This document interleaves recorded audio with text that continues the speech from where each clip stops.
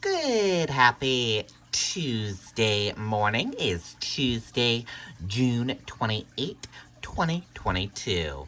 I'm Riley King. Welcome to this Tuesday morning edition of your morning news update right here on the Riley King Radio Network. Let's get started right now.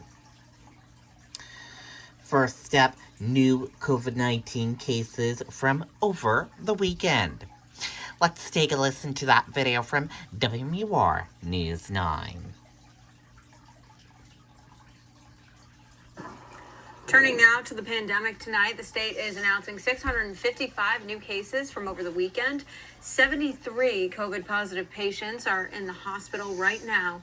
21 are receiving COVID-specific treatment. 2 more deaths are being reported, bringing the total in New Hampshire to 2,675. Okay, and there you go on that video and that report. Fireworks sales down 5 to 10% this year due to inflation and shipping problems. Let's take a listen to that video from WMUR News 9.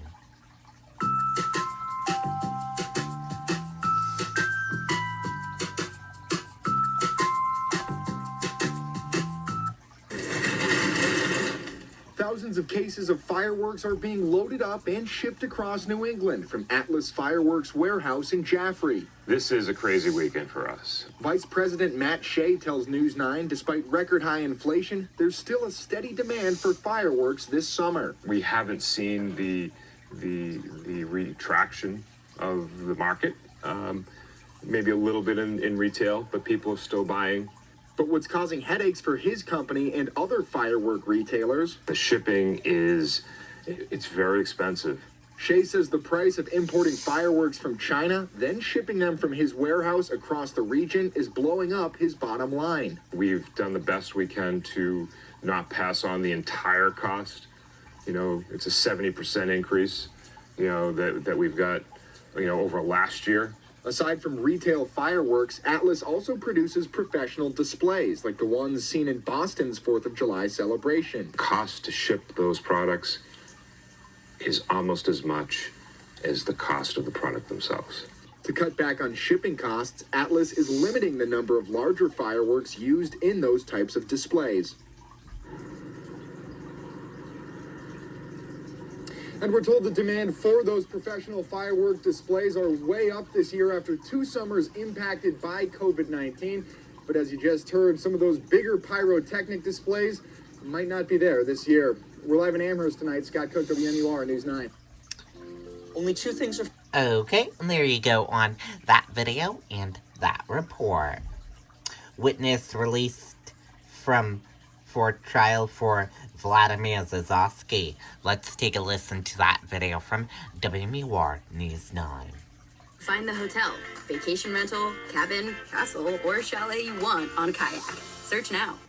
26-year-old Vladimir Zazovsky of Massachusetts faces a list of charges: negligent homicide, manslaughter, driving under the influence, and reckless conduct in connection to a crash about 3 years ago in Randolph. 7 motorcycle riders associated with the Jarheads Motorcycle Club were killed. Monday, the state released its witness list. It names 104 people, 62 of them from New Hampshire.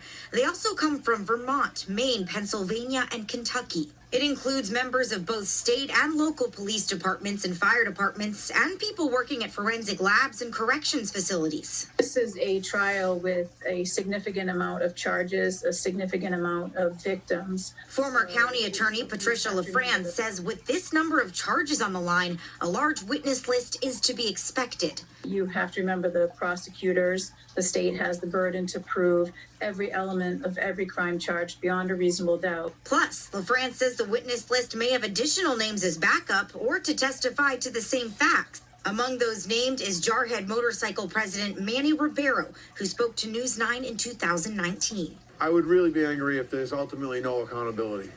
I'm really looking for, and I know the club is looking for, and the families and loved ones are looking for accountability. LaFrance says we're still awaiting the defense witness list. She says they're not required to call anyone to the stand, as it's the burden of the state to prove facts beyond a reasonable doubt. Now, LaFrance says she does expect the trial to last from 2 to 3 weeks. It has been delayed multiple times to the frustration of members of the Jarheads Motorcycle Club. Reporting live, Grace Feinerman, WMUR News 9. Okay, and there you go on that video and that report.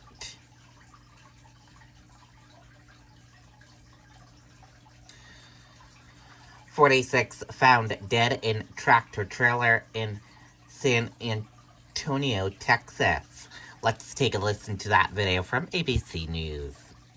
Breaking news out of San Antonio, Texas. A horrifying discovery. 46 people found dead in the back of an abandoned 18-wheeler in sweltering heat, with 16 more, including 4 children, rushed to nearby hospitals. Found a trailer with the doors partially open, opened them up to take a look, and found a number of deceased individuals inside.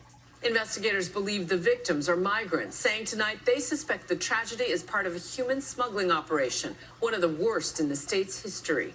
Authorities say the truck had no air conditioning. The patients that we saw were hot to the touch. They were suffering from heat stroke, heat exhaustion, no signs of water in the vehicle. Police say 3 people have been taken into custody. Tonight we are dealing with a horrific human tragedy. So I would urge you all to think compassionately and pray for the deceased. And of course, we'll have the latest updates overnight and on GMA in the morning. Hi. Okay, and there you go on that video and that report.